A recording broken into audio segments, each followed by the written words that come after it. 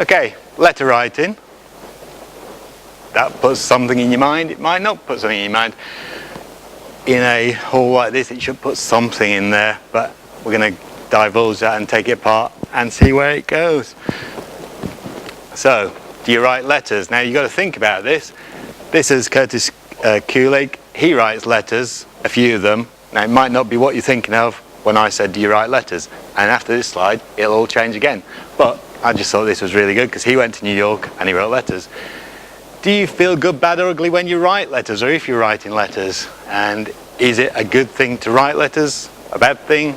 An ugly thing? Is everyone thinking, oh God, what is he saying? He's going to get me to write a letter, and blah, blah, blah, blah. Did you write lines at school or letters? There's a reason for that question, because writing lines, not very creative. Writing letters, maybe. So it's function or creativity. So that's, do you write letters? Everyone's like, oh, the golden age of writing letters, a fountain pen, nice, sit down at a lovely desk, and there's people who want to write letters and send them around. Well, I started in it in 1983. I was crap at school. I was really unsociable. If you're at high school at Sallandine Oak between 1976 and 1981, you'll know why. I didn't talk to many people because I didn't have very many like-minded people. But when I did start, I got into a network called Mail Art, and then I did find people that were like-minded, and I wrote to people all over the world, and they wrote back to me. So I thought, this is amazing. So what's so interesting about getting a letter written back to you?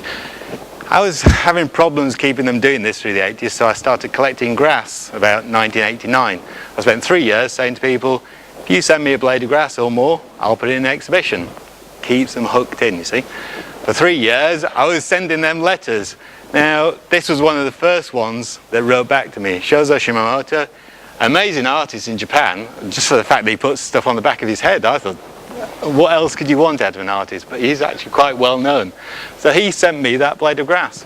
Through writing letters, I ended up in New York, which was my sort of, wow, I want to go there, da da da da. I ended up in New York by writing a letter to someone who then became a second father to me, and stuff like that. So it's more than just, you know, we're pen pals. Come on to 2013, I'm still writing letters in exactly the same way. I'm just not doing them with a pen. Amazing, isn't it? But some people seem to think that's weird. Now, it's less hassle now, less cost, and everyone's writing more letters than they ever were before. Sod that pen. It's about letters and what you type and what you send to people. It's not about having to do it with a pen. That's a bit old-fashioned.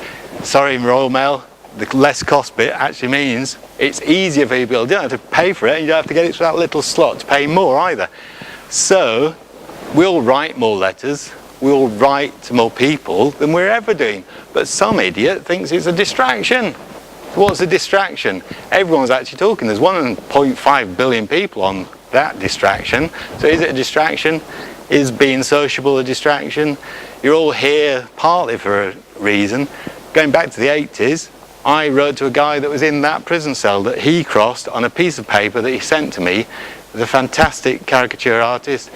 He disappeared at one point, which made me think that that was a row that he didn't get out of. So